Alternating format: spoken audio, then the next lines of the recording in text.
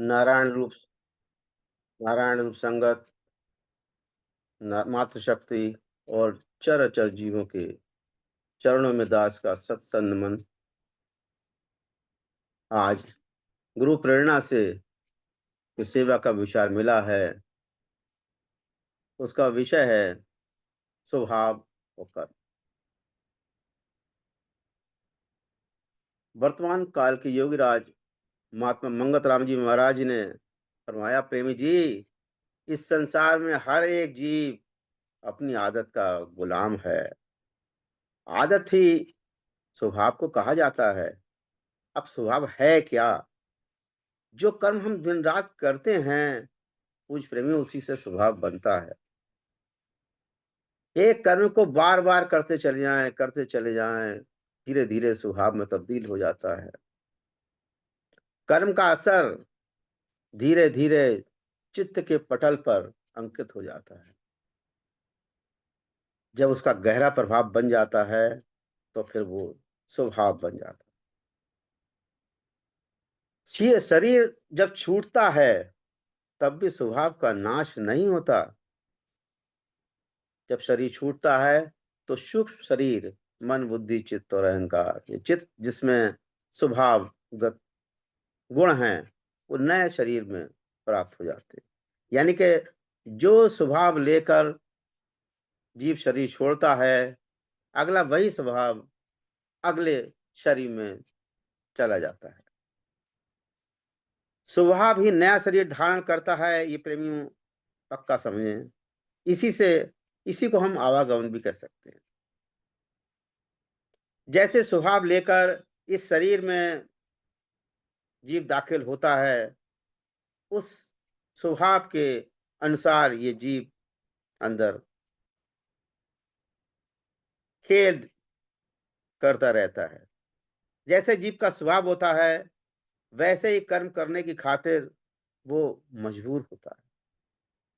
इसलिए स्वभाव को भावी भी कहा गया या कर्म रेख भी कहा गया। कर्म की वासना से जीव शरीर में आता है। अगर कर्म की वासना ना हो, तो फिर तो आवागमन का चक्कर ही खत्म हो जाए। इसलिए कर्म की वासना से जीव शरीर में आता है और कर्मों की सजा और जजा को भोगता चला जाता है। ये एक दिन का नहीं, ये जन्मों जन्मों का एक प्रोसेस है। एक क्षण भी रंज गम से छूट नहीं सकता। ऐसा मानिए, एक व्यक्ति के 4 बेटे हैं। हर एक का स्वभाव अलग अलग है। एक अमीर है, नेक ईमान का आदमी है, अच्छे नेक कार्य करता है। दूसरा कसाई है, डाके डाल रहा है, लोगों को परेशान कर रहा है, तकलीफ, सबको तकलीफ दे रहा है, इवन पूरे घर को तकलीफ दे दिया उसने। एक पिता की 4 संतानें हैं, आप देखिए। एक ही प्रोसेस से, एक ही जगह से 4 लोग आ रहे हैं। तीसरा बेटा सेवा करने वाला है, दूसरों की भलाई की खातिर अपने को कुर्बान करने वाला है। दूसरों की तकलीफ उसको नहीं देखी जाती।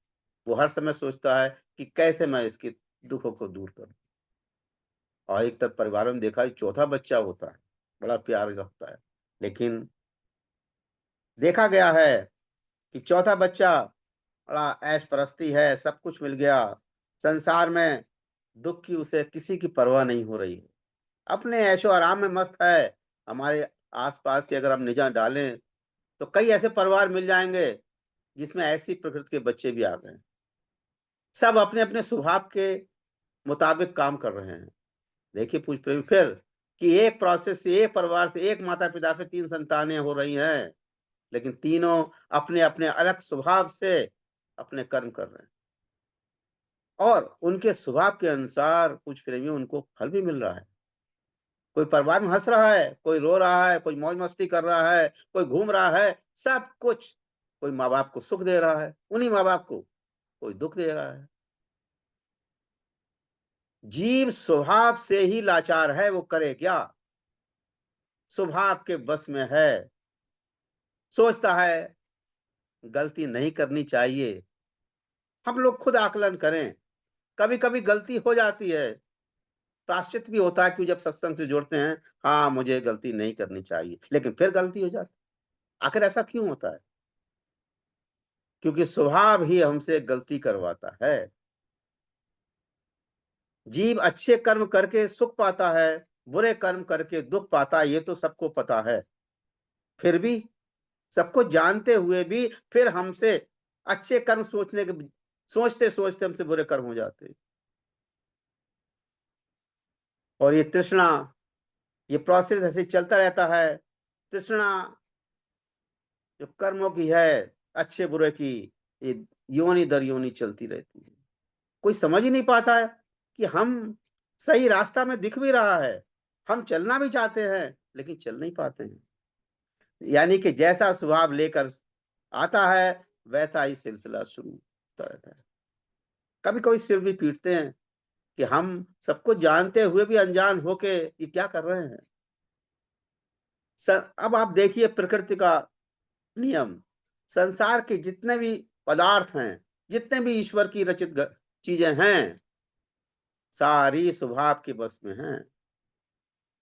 अरे आप देखिए, धरती, आकाश, पवन, नीर, अग्नि, ये भी तो स्वभाव के बस में हैं। आकाश का स्वभाव है शून्यता। पहले हम सोचते थे आकाश के ऊपर कोई लिंटर पड़ा होगा, कुछ तख्ता होगा, कुछ उसके ऊपर और होगा। लेकिन बाद में ज्ञान प्राप्त हुआ, अरे ये तो कुछ भी नहीं है, यहाँ तो ईथर ही ईथर है, सब खोखला है मामला। पवन का स्वभाव है चलना, वो तो चलेगी, उसे रोक नहीं सकते, स्वभाव है। अग्नि का स्वभाव है जलाना, पानी का स्वभाव है बहना, धरती का स्वभाव है जड़ता। धरती हमने कितने युगों से जो है जैसी है वो अपनी जड़ है। खाली यही नहीं, अगर आप हम खाद्य पदार्थों में चले जाएं, फलों में चले जाएं, तो कोई फल मीठा है, एक ही धरती से निकल रहा है वो, एक ही अनाज दाना सब मिल रहा है उसको, लेकिन कोई मीठा है, कोई खट्टा है, कोई तीखा है, ना जाने कौन कौन से स्वाद हैं। आखिर धरती एक है, मिट्टी एक है, बालू एक है, सब कुछ अच्छी मिल रही है। वही तो कहते हैं एक परिवार में 4 बच्चे हैं, एक ही चीज खा रहे हैं, सब कुछ एक ही पहन रहे हैं, सब कुछ है, लेकिन उनके कर्म अलग-अलग। आखिर कौन-सा ही जाल है पूछ रहे हैं। ये सब स्वभाव का जाल है। जानवरों का भी यही हाल है पूछ प्रेमियों। आप देखिए, कोई जानवर कितना सीधा होता है, वही जानवर कितना टेढ़ा होता है। एक अगर आप गौशाला में भी जाएँ और वहाँ पर गायों को देखें, एक गाय इतनी होगी कि उसे ज़रा-सा चारा मत भी दो, तो भी दूध दे देती है। दूसरी बराबर में गाय खड़ी हुई है, उसको मैं चारा सूँगा, अगर उसको पसंद नहीं आया लात मार, दूध तो देना बाद की बात है, वो लात मार देगी। अब आप देखिए, एक ही बाड़े में सब जानवर बंधे हुए हैं, सबको समान चारा मिल रहा है, फिर भी सबका स्वभाव अलग-अलग। आखिर क्यों? पूज्य प्रेमियों, दास सुबह टहलने के लिए जाता है 5 बजे, रास्ते में उसे 4 कुत्ते मिलते हैं। वो जिस एरिया में रहते हैं, वो सब कुछ वही खाते हैं, कोई अलग से उसको खुराक नहीं है। लेकिन उसमें 3 में से 2 तो सोते हुए नज़र आते हैं, चौथा आहट से खड़ा हो जाता है, तीसरा और चौथा जो है दूर से भौंकता है और काटने को आतुर होता है। यानी कि पूज्य प्रेमियों, हर जीव अपने स्वभाव के अनुसार मजबूर है। वो ना चाहकर भी फिर उससे हो जाता है, उसका स्वभाव बन गया है। तो ये सब स्वभाव, सारी जीव सब जो कुछ जहाँ तक हम देख रहे हैं, सब यही हाल है। अब ये तो हमने अभी देखा प्रकृति का, फलों का, जानवरों का, अब जरा मनुष्य इंसान की बात तो करें। यही हाल इंसानों का है। एक इंसान देखो, दूसरे को दुखी है कि बड़ा खुश होता है, कष्ट पहुँचाने में बड़ा खुश होता है उसको। बड़ा पड़ोस में कहा देखो मैंने इसको कितना मज़ा चखाया। और एक ऐसा जीव भी होता है जो दूसरे के दुःख को देख के तकलीफ होती है। सोचता है इसकी कैसी मैं मदद कर दूँ, हर वक़्त दूसरे के दुःख को दूर करने की कोशिश एक ही जगह रह रहे हैं, लेकिन स्वभाव अलग है। यानी कि मनुष्य में अगर देखी जाए तो एक का एक असुरी स्वभाव मिलेगा, एक दैवीय स्वभाव मिलेगा। अब ये स्वभाव आ कहाँ से रहे हैं? आसुरी स्वभाव वाला पुरुष, महाराज जी ने उसको कहा चंडाल, चंडाल स्वभाव वाला होता है। सब हर समय वो उल्टे काम करता है, दूसरों का नाश करने की कोशिश करता है। कैसे उसका नाश हो जाए, कैसे उसका नुकसान हो जाए और फिर ताली पीटूँ और खुश हूँ। चुगली करेगा, बैर करेगा और अपना बस नहीं चलेगा तो किसी और को लाके उसका नुकसान करने की कोशिश करेगा। ये चंडाल के लक्षण है। सबसे मलिन बुद्धि का ये काम। अपनी वो आदमी क्या करे, अपनी बड़ाई करेगा, अहंकारी आदमी होगा वो, मतलब से किसी से बात नहीं करेगा, जब मतलब होगा तो स्वार्थवश उसके लिए चटुकारिता भी करेगा और अगर नहीं हुआ तो उसको भी बर्बाद करने की कोशिश करेगा। उसका आचार विचार इतना बुरा होगा कि अगर उसका स्वभाव बस उसका काम नहीं हुआ तो ना जाने क्या-क्या उपद्रव कर देगा। उसके विचार पशुओं से भी नीच होंगे, पशु तो एक बार को छोड़ देता। ये मनुष्य ऐसा जीव पशु है कि वो अंत तक जब तक उसको शांति नहीं मिल जाएगी वो छोड़ेगा नहीं। ऐसे पुरुषों की हालत ये होती है पुरुष प्रेमियों, उसे वर्तमान में तो अच्छा लगता है, लेकिन एक समय ऐसा आता है, ऐसे रोग से ऐसी परेशानी से ग्रस्त होता है कि इसकी जान नहीं निकलती है, एड़ियाँ रगड़ जाती हैं, दुःख बहुत पाता है। दास को याद आता है औरंगज़ेब की जब डेथ हुई थी, तो दास ने औरंगज़ेब की आखिरी रात का एक बुक थी उसे मैंने पढ़ा। उसने अपने जीवन में शायद ना जाने कितने कष्ट लोगों को पहुँचाए, मरवाया, कटवाया यानी कि अपने बाप तक को उसने जेल में डाल दिया। जेल में डालने के बाद उसे पानी तक को मैसर नहीं हुआ और उसको देख के बड़ा खुश होता था वो। ठासे मारता था, देखो मैंने अपने बाप को कैसे कत्ल कर पूरी दुनिया को कैद करूँगा उसने लाखों हिंदुओं के जनेऊ उतरवाए, जबरदस्ती धर्म परिवर्तन करवाया। ना जाने क्रूर कर्म कितने किए, लेकिन जब आखिरी रात आई औरंगज़ेब की, वो भयावह रात थी उसकी। एक-एक उसका गुनाह उसको याद आता था और कूदता था, रोता था, याद करता था उन लोगों को, चीखता था, जान नहीं निकलती थी। पूज्य प्रेमियों, ये चंडाल बुद्धि वाले लोगों की ऐसी स्थिति है। एक समय तो वो इतना अभिमानी होता है कि पूरे उपद्रव मचा देगा, घर में, परिवार में, समाज में, लेकिन उसको पता नहीं वो जैसा बीज बो रहा है, उसका क्या हाल।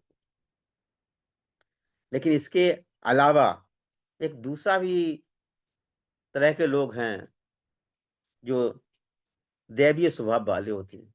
महाराज जी का जीवन देखो, इतना दैवीय स्वभाव था, चिंता दीनता थी, आजीजी थी, प्रेम था, करुणा था, दया था, क्या नहीं था। लोगों के कल्याण के लिए दिन-रात दौड़ते भागते रहते थे। ना दी ना नींद की प्यास है दिन की, ना रात की। जहाँ प्रेमी आए महाराज जी बैठ गए। प्रेमी कोई प्रश्न करो, ऐसे कहाँ होंगे? तो जो दैवीय स्वभाव वाले पुरुष होते हैं, वो तो नींद में भी दूसरों की भलाई चाहते हैं, किस तरह से उनका भला हो जाए। अपना सुख दूसरों को कुर्बान कर देते हैं। ऐसी दैवीय गुणों वाले स्वभाव वाले अपने सुखों को नहीं देखते हैं। अपने सुखों से सोचते हैं किसी तरह दूसरों का शांति मिल जाए, उनका कल्याण हो जाए। दूसरों को वो खिला के खुश होते हैं। महाराज जी के पास लोग कितना सारा वो लाते थे, प्रसाद लाते वक़्त सब तक़सीम कर लेते थे। ले जाओ, उठाओ। बड़ी संपदा होने पे भी उनमें कितनी निर्माणता होती थी। इसी प्रकार से जो देवी संपदा वाला व्यक्ति है, वो हमेशा दूसरों की नेकी का ख्याल रखता है। दूसरों का दुःख उसे दुखी करता है। हमेशा दूसरों के सुख की बात करता है। और एक विशेष बात जो उसके अंदर होता है, छल कपट नहीं होता है वो दो दो फेस में नहीं, वो सिंगल फेस में है, जो अंदर है वो बाहर है।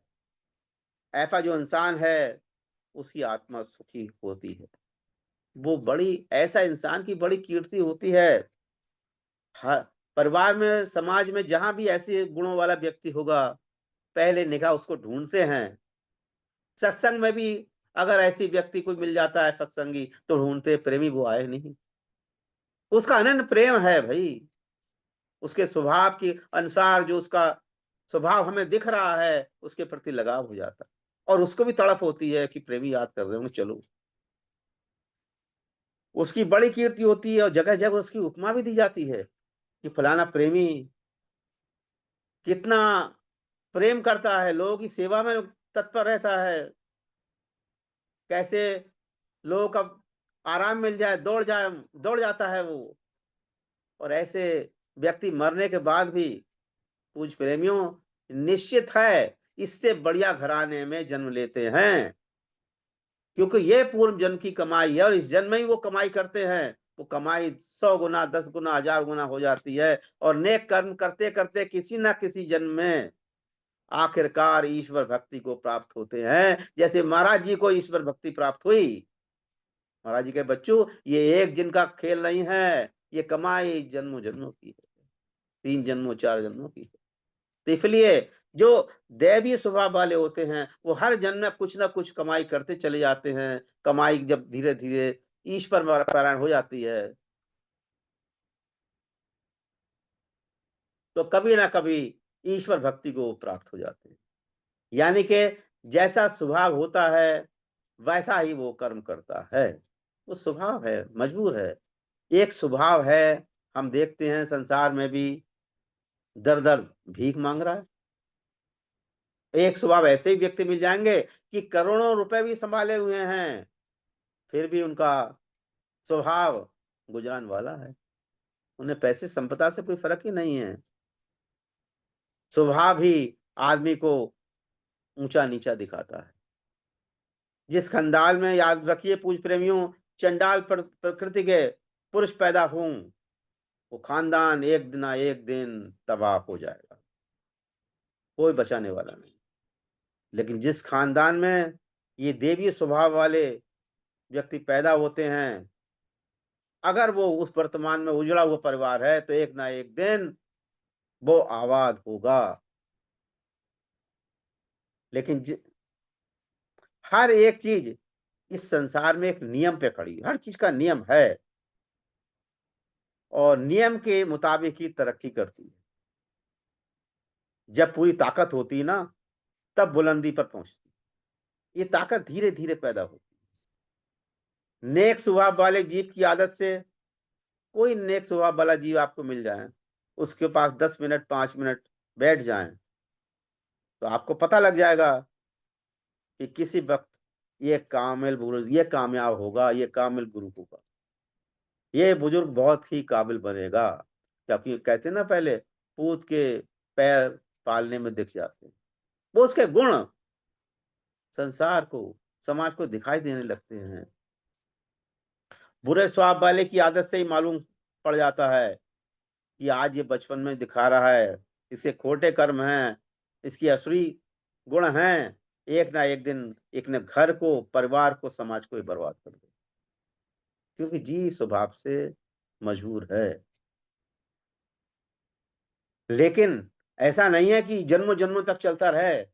अगर कोई चीज खराब हो गई, पूछ प्रेमियों, शरीर में कोई चीज खराब ही है, तो डॉक्टर के पास उसका इलाज भी तो है। अगर बुद्धि निर्मल है, निर्मल भी नहीं है, तो कम से कम ये तो विचार करे कि मैं कर क्या रहा हूं। क्या मुझे से लोगों को कुछ आराम मिल रहा है या कष्ट मिल रहा है? अगर मुझे कष्ट मिल रहा है, तो मैं कैसे लोगों को थोड़ा सा आराम दूं? तो इसलिए अपनी आदत में सुधार लाने की बहुत जरूरत है। सुधार कैसे होगा? सुधार का एक ही तरीका है, क्योंकि जिसके साथ जैसे बैठोगे वैसे ही हो जाओगे। मन अच्छे लोगों के साथ बैठेगा वैसा हो जाएगा, बुरे के साथ बैठेगा बुरे हो जाएगा। प्रारब्धवश अगर हमारा स्वभाव खराब है, तो हम नेक लोगों की संगति करें, महापुरुषों के ग्रंथों को पढ़ें, अच्छे विचार वालों के लोगों के पास बैठें, सत्संग में जाएं, निध्यासन करें,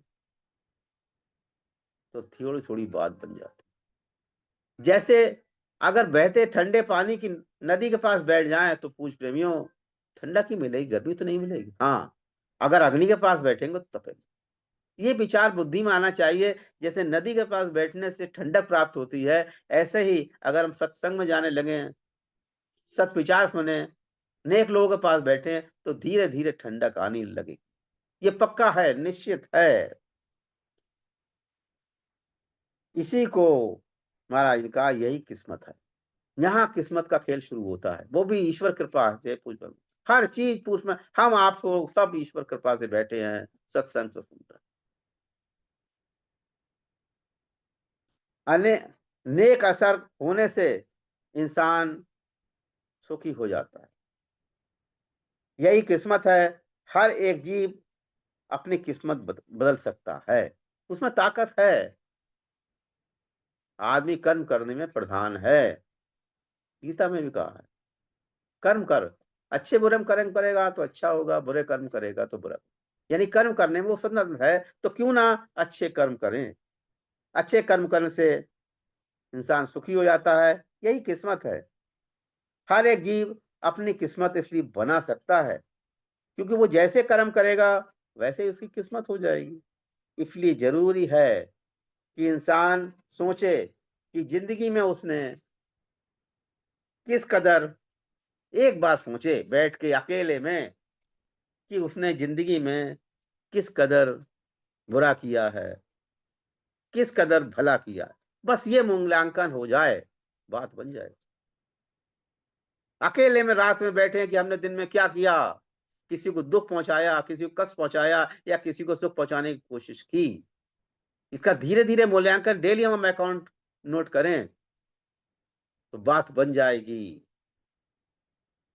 जब वो भले बुरे के बारे में सोचने लगता है तो अंदर से जमीर आवाज खटखटा देता है कि आज तूने कितने लोगों को दुख पहुंचाया, कितने कष्ट पहुंचाया, आज तूने कितने लोगों को सुख पहुंचाया।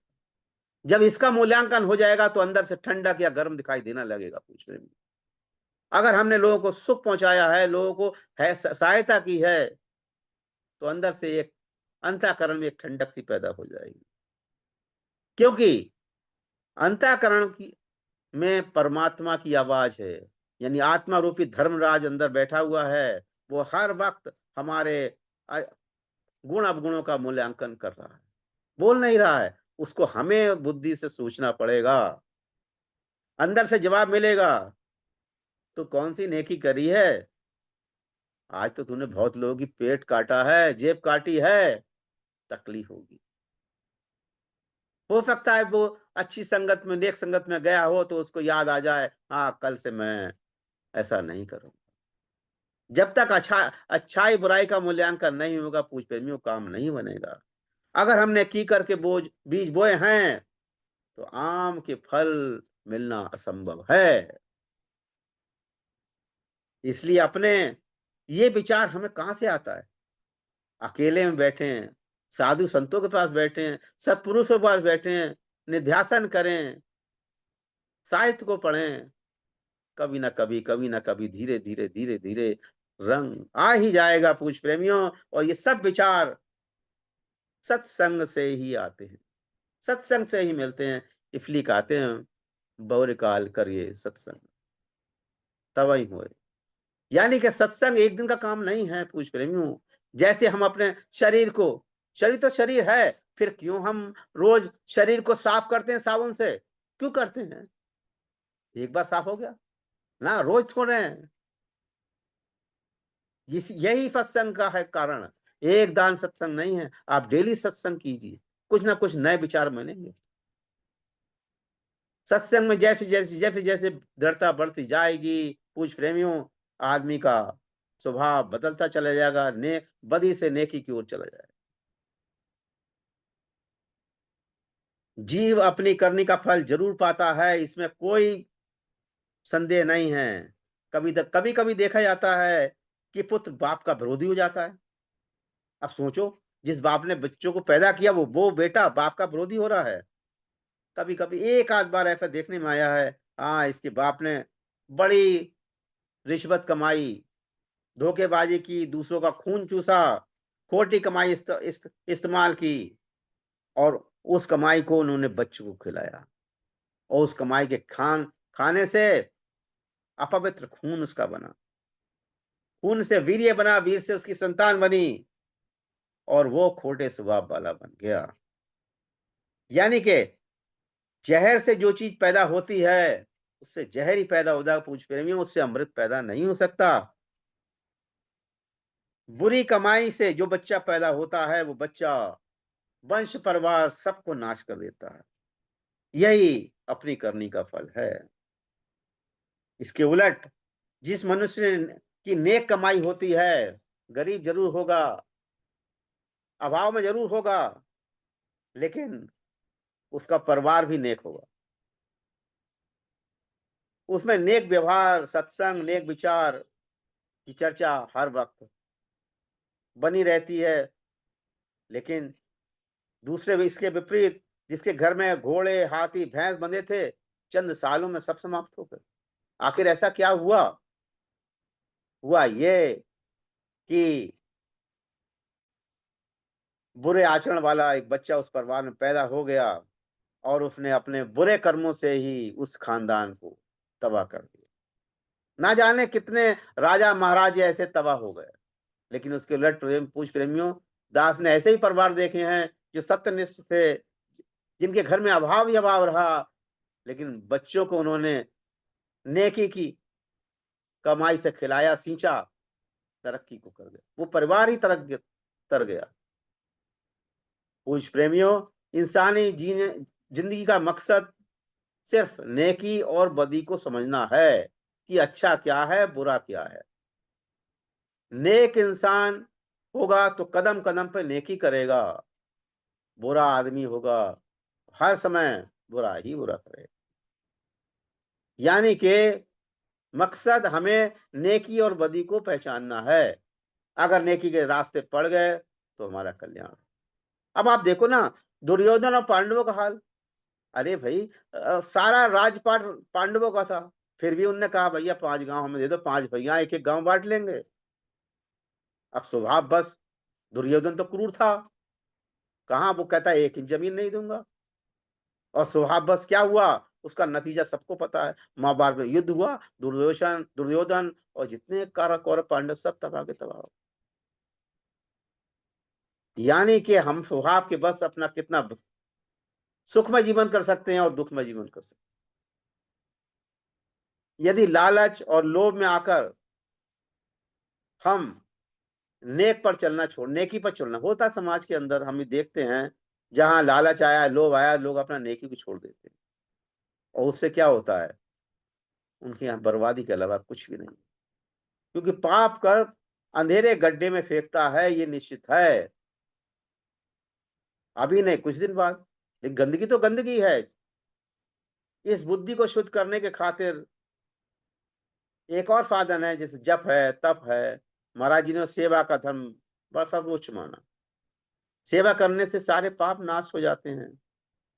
दूसरों की सेवा करने से पापों का नाश हो जाता है। निष्काम सेवा करें तो पूरी ब्रह्मियों शांति है। निष्काम सेवा ही ईश्वर भक्ति की ओर ले जाता है।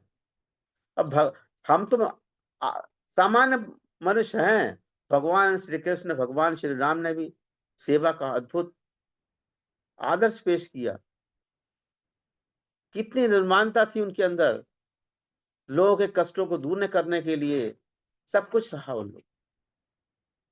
क्योंकि सेवा से निर्माणता आती, आज़ादी आती है। अब निष्काम सेवा करके देखें, वो आनंद की अनुभूति, पूज्य प्रेमियों, अनुभव की बात है।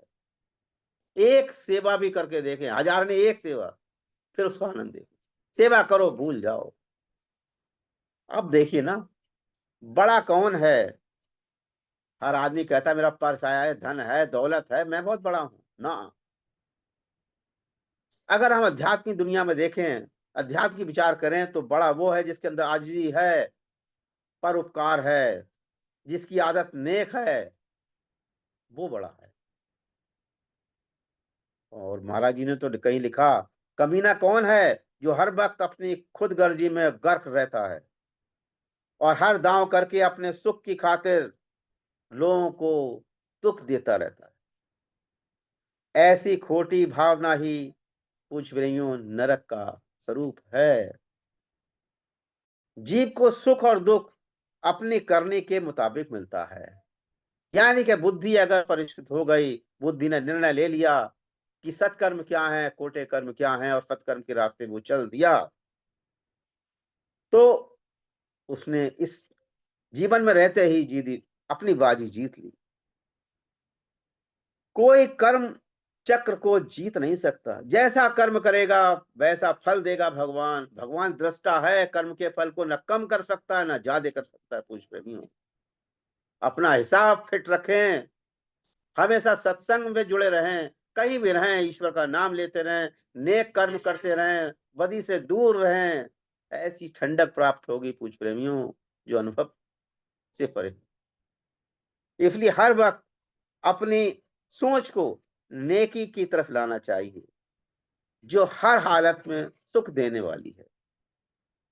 अब इस विषय से पूछ प्रेमियों कि हमारी आदतें पूर्व जन्म के अनुसार हैं, लेकिन इस जन्म में अगर हम सत्संग में सत्पुरुषों के साथ रहते हैं, तो हमें अच्छे और बुरे का ज्ञान होता है, नेकी पे चलने का रास्ता मिल जाता है, और उससे अपने परिवार का, समाज का, देश का कल्याण ही कल्याण होता है। जीवन सुखमय हो जाता है, शांतिमय हो जाता है।